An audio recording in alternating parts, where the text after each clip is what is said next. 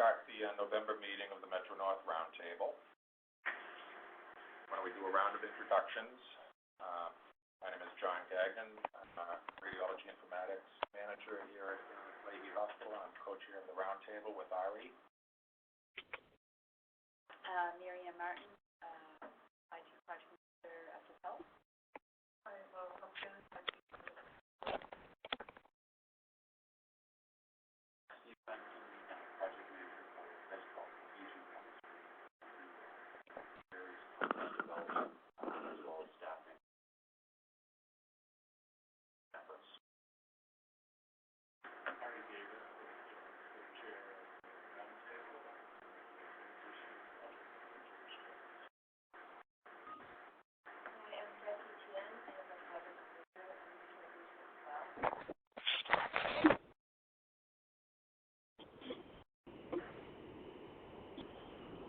John Morrison, our Project Manager at Consulting. Next month we have our December 21st meeting. Oh, that's right. So, okay. If anybody here would like to present a topic, you're welcome to let us know for our event. Oh, that's right. We should have introductions for who's joined us on the phone. Thank you, Marianne. Yeah, it's Josh Brickman from Oracle. Thank you. Do we have anyone else besides Josh? Marie Voltaire, IT Works Journal. Thank you. Anyone else? All right. Well, today's agenda, we'll talk about upcoming events. We'll have our presentation, and about 8:20 we'll start wrapping up and try to get everyone out of here by 8:30. Just want to remind everyone of the 11 roundtable in 8 towns.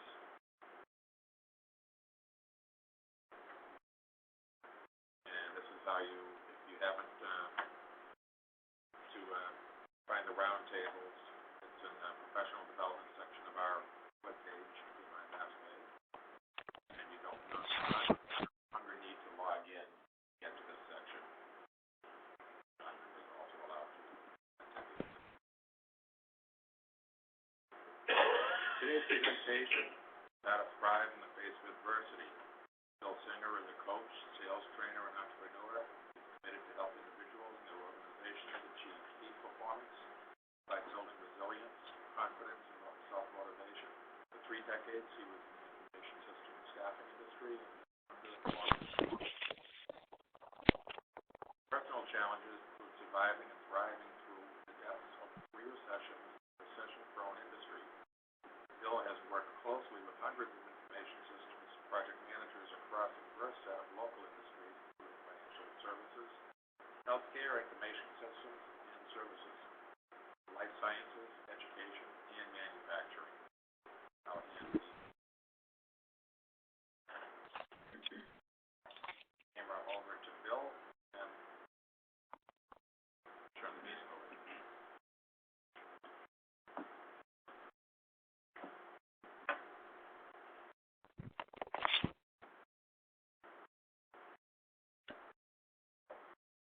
Thank you, Jeff. Thank everybody for coming out this morning. The outcomes for the meeting today is to increase resilience and productivity in project managers through learning how to change our habits of thought. If we could all start, I'd like everybody to just hold your arms. Comfortably fold your arms. And that feels comfortable. Take a look down and just see which arm is on top. Now, if you can, unfold your arms and fold them back with the opposite arm on top.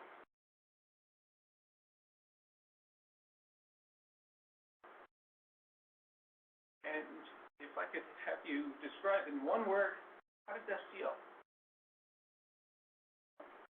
Uncomfortable. Awkward. Awkward. comfortable and awkward. So changing our habits, and especially changing our habits of thought, can be uncomfortable. It takes some effort to do, and it's an active process. So by the time you leave here today, you'll have learned 2 new techniques or tools for changing some of your habits and being more resilient and being more productive. So when something happens to us, our first reaction is to find an explanation for what happened. And that explanation that we have is called our explanatory style. It's also our inner voice, and it tells us what we're going to do when we encounter an adversity. So a lot of times the inner voice that we have is an automatic reaction, and these automatic reactions can subvert our performance. So I'd like everybody to join me today and see what we can learn about changing our habits of thought to increase our productivity, increase our resilience, and also get better results. So we're going to learn a technique that starts with a situation and leads to a sequence that begins with an adversity and ends up with us feeling more resilient, more motivated, and more energized. So we're going to play a game called the wall vaulting game, and it starts with an acronym ABC. Very easy. The A stands for the adversity. The adversity is what actually happened. What was the event? Not your evaluation, not your interpretation, but what happened. When we encounter A, the adversity, it sets off our beliefs or our thoughts. That's the B. What went wrong? Our explanation of what went wrong, or our interpretation. And that sets off consequences. What do we do, or how do we feel? So for example, for myself, when I talk to a group of people, my fear is that I'll appear vulnerable. That's my adversity. And my belief is, if I appear vulnerable, I may appear foolish, or I may look stupid. And the consequence of that is that I may get anxious, I may feel impatient, and ironically, I may also feel more vulnerable. So I have some examples from project managers. So on the top is the model, the ABC model, and the examples are on the bottom. So one of the examples of an adversity is your boss criticizes you for being behind schedule. The belief is, I'm not good at resource planning. And that's just one belief. There could be many beliefs that go along with that, or many thoughts that go along with that. And the consequence is that you're depressed all day, and you avoid your boss. The second example is your team members often complain. And you think, or your belief is, why can't they just do what they're supposed to do? You feel annoyed, you feel angry at them, and you resist asking them for more, to do more. So what I'd like everybody to do is pair up, or I think there'll be one group of 3, and I'd like you to come up with your own ABC, your own adversity, your own belief or thought that sets that off, and your own consequence. If you all could pair up or triple X, that would be great.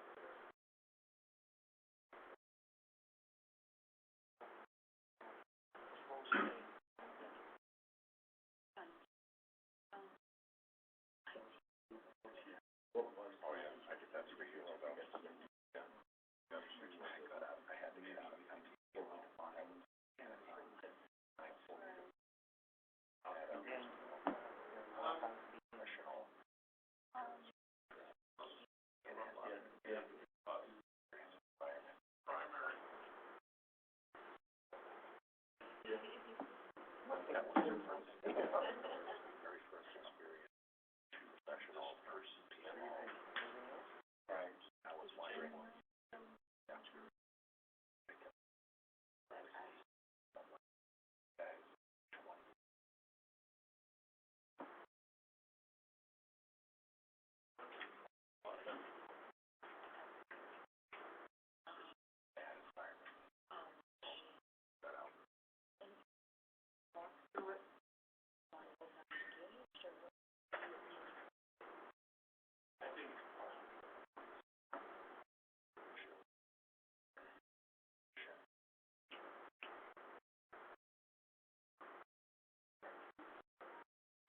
We can begin to transition and switch roles. One person becomes the active listener, and the other person, people become, look at their ABCs.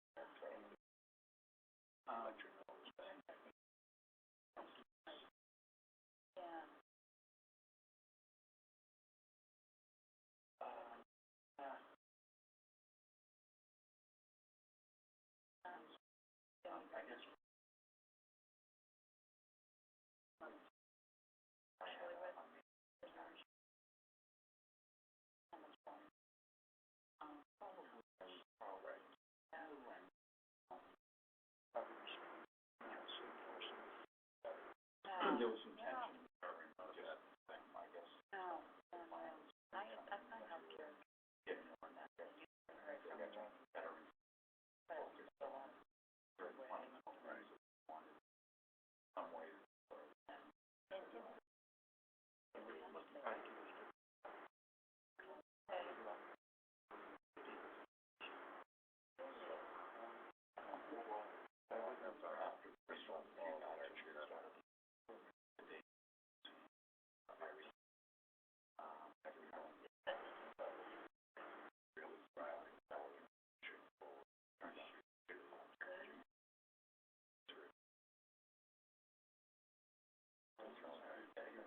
Another minute or so.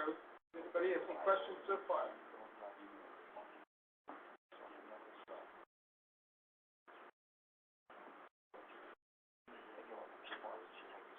Yeah.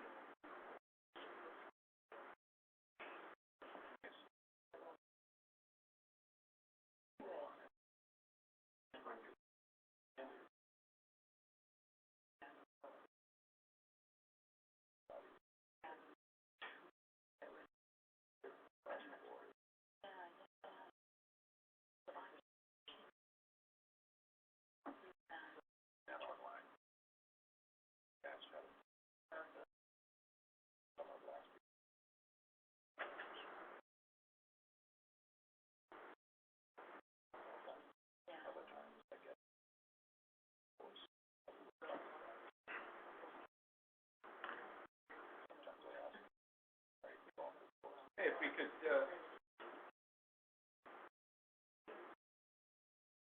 circle back our attention. I hope everybody figured out their ABCs.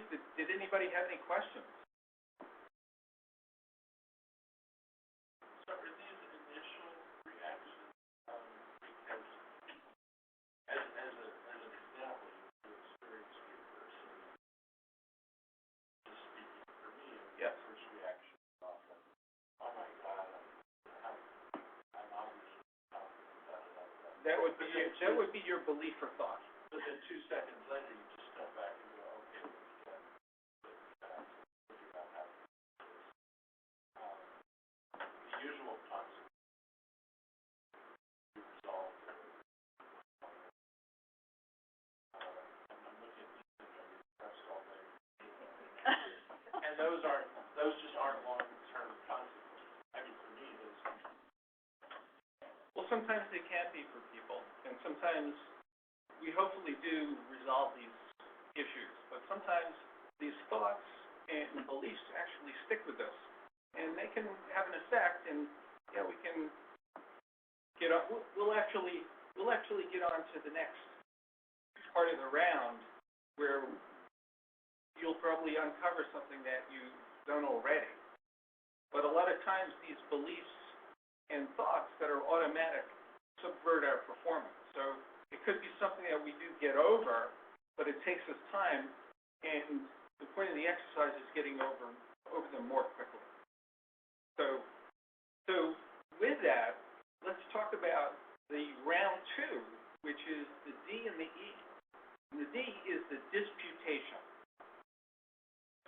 where we actually dispute our own thoughts, we dispute our own beliefs. So, for example, well, if a drunk came up to you in the street and said, "You're no good. You stink at what you do. You should quit your job," how would you react? Say, probably to yourself, probably not out loud, but you'd say, "The person doesn't even know me. I just got a promotion. I just wrote a great report. I just did some great work." So you would dispute that. And that's something we've been doing all our lives. We dispute things that other people say, quite commonly, either out loud, or we may dispute it to ourselves, and we'll just talk to ourselves with our inner voice, with a disputation, and we come up with our own explanation or belief to dispute that thought. But what happens when we have our own inner thoughts that say something like those drunk people do? Like you heard. What was your inner thought? What was your first thought? Well, my first thought was Dismay.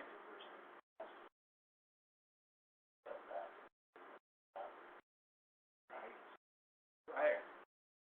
But it's the dismay that is the automatic thought.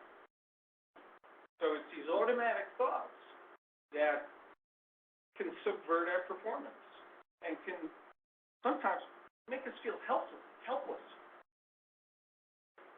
So the explanations that we have, oftentimes that we give ourselves, are these explanations are these automatic thoughts, these B's and the beliefs, and it can lead to consequences that might take longer to recover from something like that. So a lot of times when we have these beliefs or these thoughts, we believe them oftentimes. And so, for example,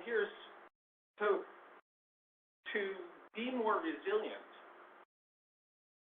we have to sometimes take a look at these thoughts and these beliefs. And I think that's what you were saying before, that you'll rethink these thoughts and beliefs. So the skill of dealing with adversity a lot of times is changing this inner dialogue that we have. because a lot of times they're distortions. There are things that we learn from childhood, maybe from parental strictures or ancient concepts. Perhaps it was a respected teacher's unbridled criticism to us. And these things are still with us. So this is a visual representation of a distortion. And when you look at that, it doesn't matter how many times you look at that, it's still going to look distorted. They never change. But these beliefs, these thoughts, the explanation of what happened and what we tell ourselves, those can change. So when we successfully dispute our own thoughts, we're able to feel more optimistic. We're able to feel we're able to feel energized. So the D is the disputation of disputing our own thoughts, and the E is the energization that we feel when we do dispute those thoughts. So my disputation is I make mistakes. And if I make a mistake, it's not a catastrophe. So I feel energized to come and speak to people about the system. So I'd like everybody to break back into groups and come up with your own disputations, and let's see how that may change the consequences.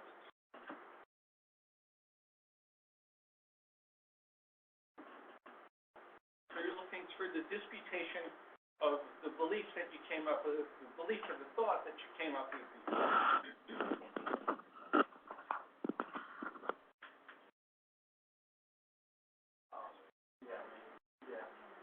So why don't we?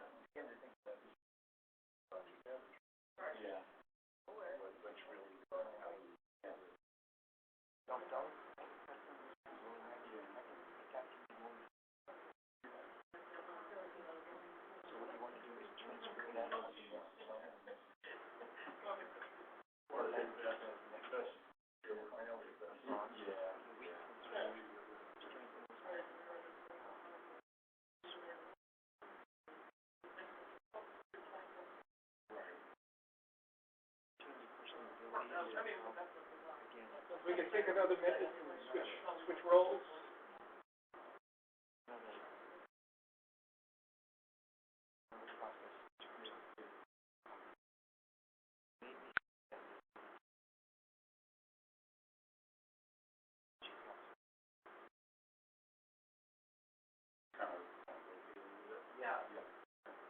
Everybody can come up with their own disputation. Right.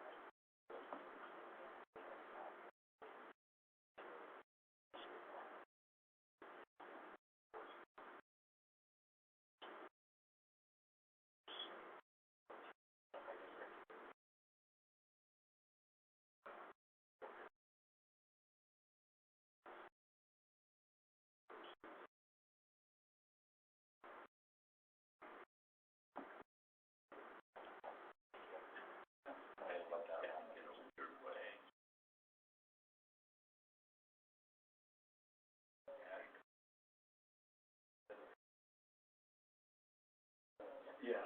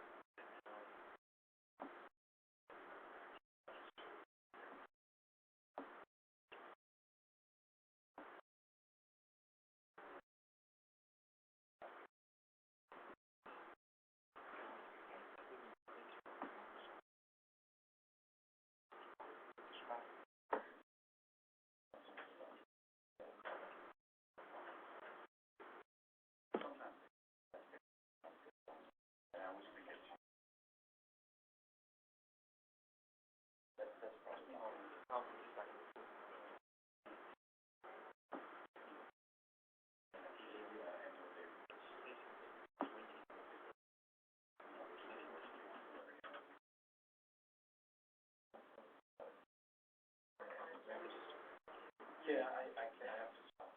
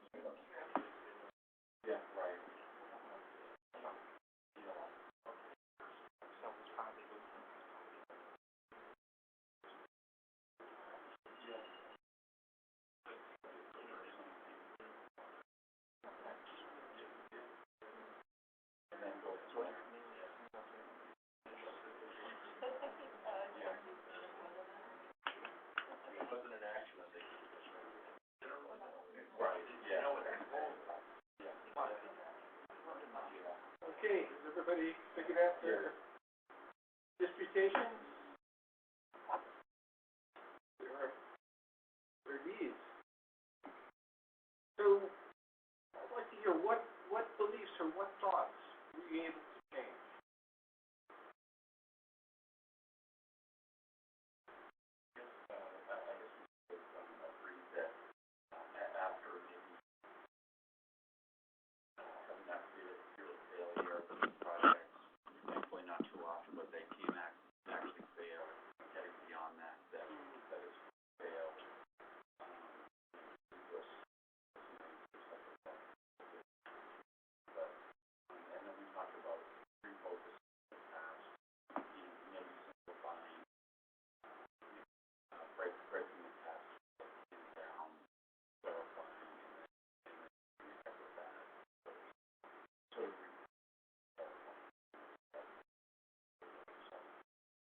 So, was there a belief that you had before?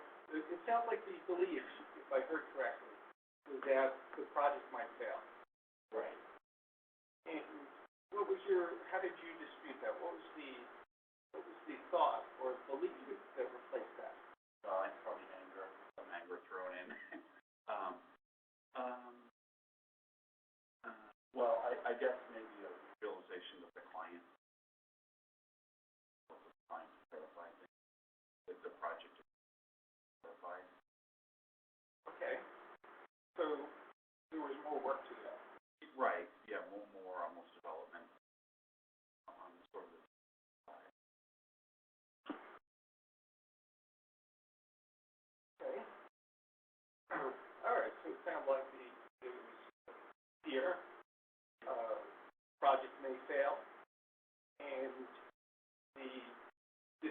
impression was, there's more work to do.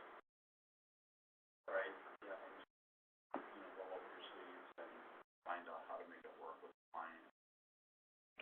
Start with,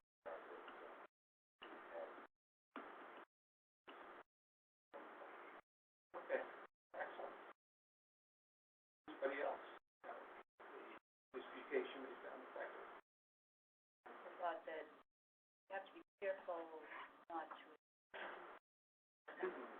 validate them. So for instance, our first bullet A was sponsored, engaged in the project. I'm concerned because your sponsor's not on board, have trouble from the beginning, so I thought was perhaps we have discussion with them, let them know our observations. Perhaps they're just really busy or trying to meet another deadline, and they're not really disengaged. They're just, underwater at the moment, and perhaps, we need to clarify their level of commitment. So when you realized that the sponsor was not engaged, what was the belief? There was some concern that the project was successful, so that's the leadership commitment. Okay. So, Was there a belief that you had, that you had inside your head? more personally, Yeah. That caused the frustration?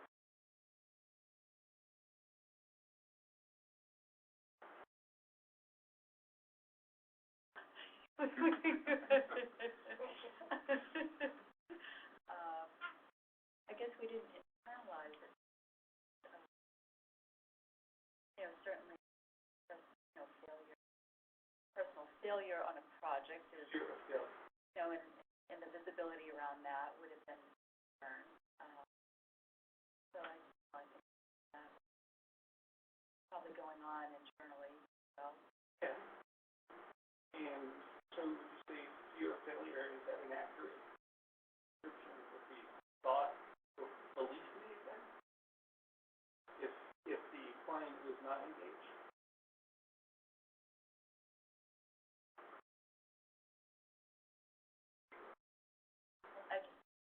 I think all of us as PMs want to make sure that our project is, and I think Of course. if they don't, certainly, feel that that's a reflection upon our ability. Sure. I would think that would be something.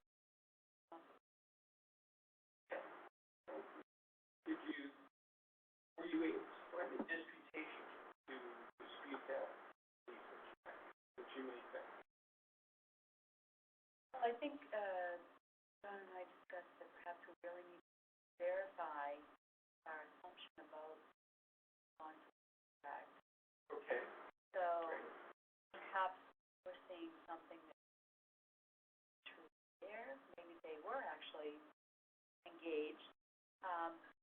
But what we were seeing, whether they were, there was something on their side that was presented.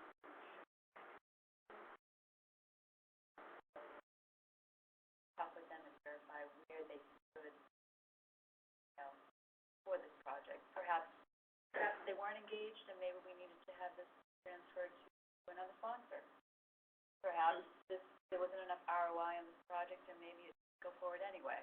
So I think there were a number of things we probably needed to discuss with The disputation sounds like is actually there's more information we actually need before we buy into that belief that we might say. Is that fair? Yep. Great. Good examples. So disputation is one tool that we have to increase our resilience and increase our productivity and move ahead quicker. So the second tool that we'll talk about today, that I'll teach you in short order, is called the power pause. And the power pause allows us to do two things. It allows us to become more aware of those ABCs, the adversities for beliefs or thoughts and the consequences. And it allows us to respond to events that happen rather than just react. So I'd like everybody to just put their pens down and sit in your seat comfortably. Ground your feet to the floor. Sit up straight, balance your head on your neck. You can close your eyes if you feel comfortable. If you don't feel comfortable closing your eyes, it's okay to look out with a soft gaze in front of you. And start focusing on your breath.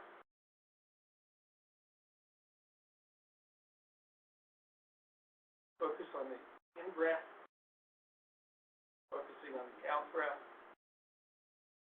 not making any effort, and just noticing your breath.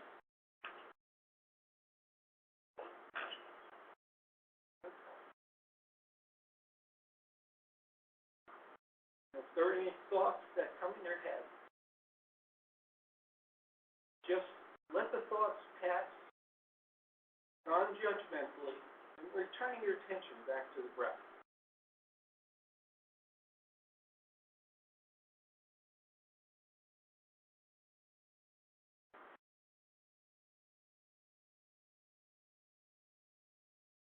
And when you're ready, returning your attention back to the breath.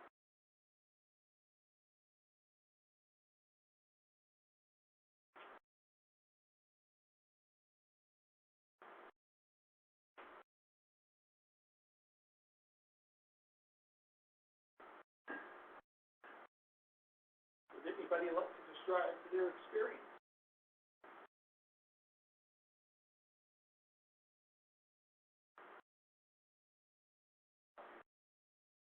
Okay, relaxing. Anybody else?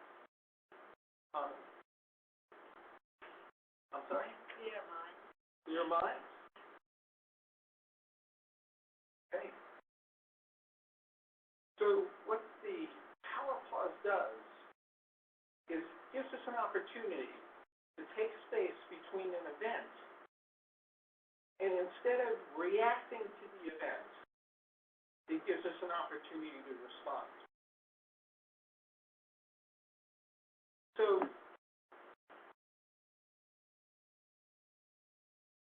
the way this works is through the power of neuroplasticity, which is the capacity for our minds to restructure by changing our thoughts and changing our habits of thought. So the ABCDE example is one way to do it, is a mental construct that's an active process that allows us to use that model to change our thought habits. And instead of just reacting, we respond to the events. And the power pause is also an opportunity to break that reactiveness and to actually respond. So in the example that you gave before, instead of just reacting to the feeling that the project may fail, that the stakeholders are not engaged, and we may fail, you turn that around to realize that you needed more information. So you responded rather than just reacted. And there may have been a reaction in between. It sounds like in the example Ari gave too, as well, you actually came to that conclusion yourself. So it's something that we do by ourselves. But we're able to actually make it a habit. We can become more productive. And we can become more resilient when we have these events. So there are two tools here. The takeaways is to listen to your own inner thoughts, listen to your own inner voice, listen to what we're telling ourselves, and to actively change what we're telling ourselves. And the power pause is something that accelerates that process. And when we use the power pause, and when we use a tool like the ABCDE model, we're able to change our habits of thought to be more productive.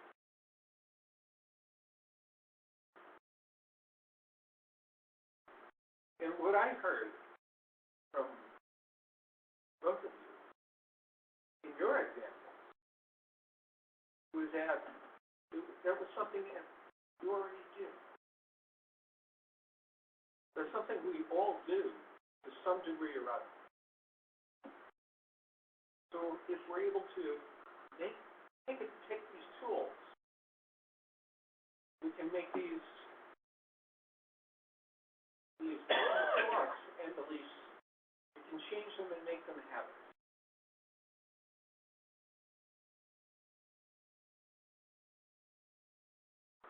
Does anybody have any questions?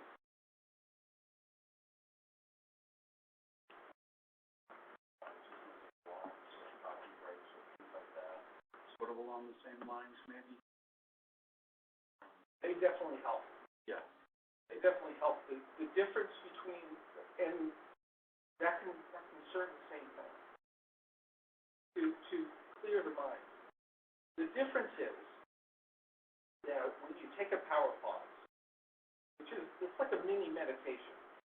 The difference is that you go from a state of conception, where if you're having coffee, you're doing something, you're actively doing something, you can do a walking power pause.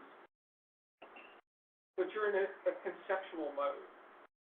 And the idea is that you move into a perceptual mode, where it's a state of pure perception. So when we did the power pause and you're just focusing on your breath, it's about the perception of what you feel is going on inside you.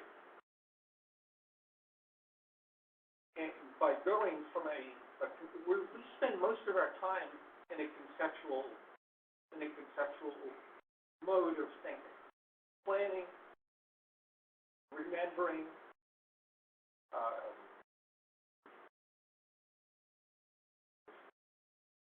listening.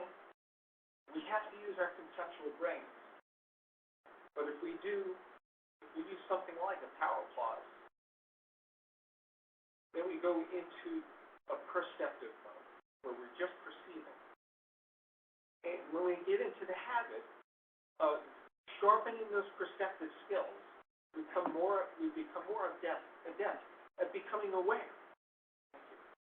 Become more adept at becoming aware.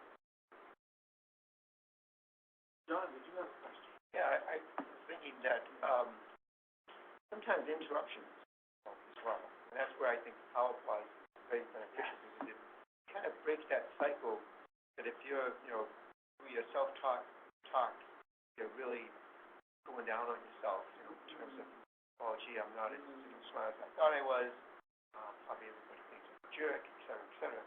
Power pause breaks that cycle and allows you to kind of reset. Excellent point. Excellent point. So yes, there are triggers. So that the beliefs and thoughts that we have that are automatic are triggers.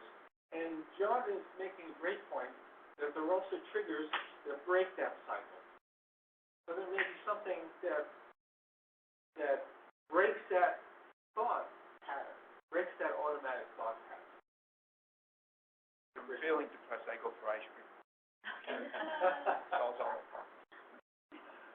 I understand I would that. actually take that a step further and say, I'm feeling like I need to get some ice cream because I'm depressed. Do the power pause. Okay. I can work along. That answers my problem. People actually use these techniques to help them with better better eating habits too.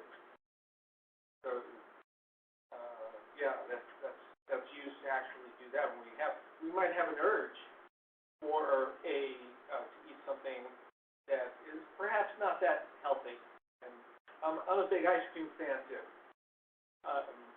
But we can use these techniques to break those mental habits and actually break that urge that we have, something that's bad. So that's the takeaway, is changing our mental habits and using these techniques to change our mental habits. So I'm available for lunchtime talks with corporations. I do sales and leadership coaching. And I also have some handouts, and I have some evaluation forms. And I have some business cards too, which I'd invite you all to take. And we'd love to hear your feedback. Are there any other questions before I hand these out? I have a question. Yeah. It's my first Mass Bay chapter event. So the roundtables are once a month. Third ones. Okay. Well, usually it's just fourth Wednesday, November and December. You could just these around. Right. Fourth. Okay. I have some follows. And this will pass you this way too. Rick, keep an eye on the website. So, yeah, so next month is the 21st, and then January we're back. And I don't even remember when On the last one. usually last, but Yeah. we just say fourth because sometimes there are Yeah. five. Right. Every time I'm talking to speakers and I go through what are the dates, I get the weirdness of how it goes. Like the 21st is the third, Yeah. Oh wow. but it often feels like, the 22nd in many months. Yeah. I'd also invite people if Are you a member of the Roundtable? If you go and just sign up, you'll get our Reminders. So you go to PMI Mass Bay, Right. Yeah. and okay, if you're signed in, Yeah. you can just join, and that will Sure. send out the reminders. You get them. Right. Oh, okay. The fact that I registered for this, is that enough or do I have to? Oh, okay. So yeah. Yeah. So sign in. I wish. Right. Okay. But in fact, I will add that to the next user story right there. Yeah. Okay. Right. Okay. And actually, it's changed.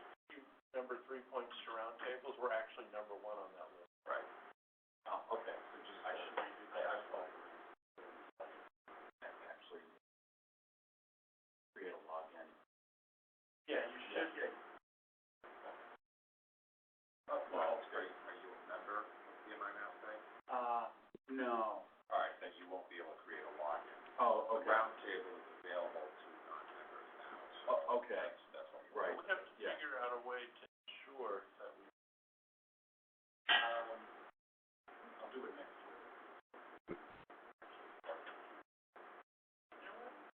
I know that you're interested. I will add it to Okay. Yeah. people like you who aren't necessarily on the roundtable. I Yeah, I think Jesse also.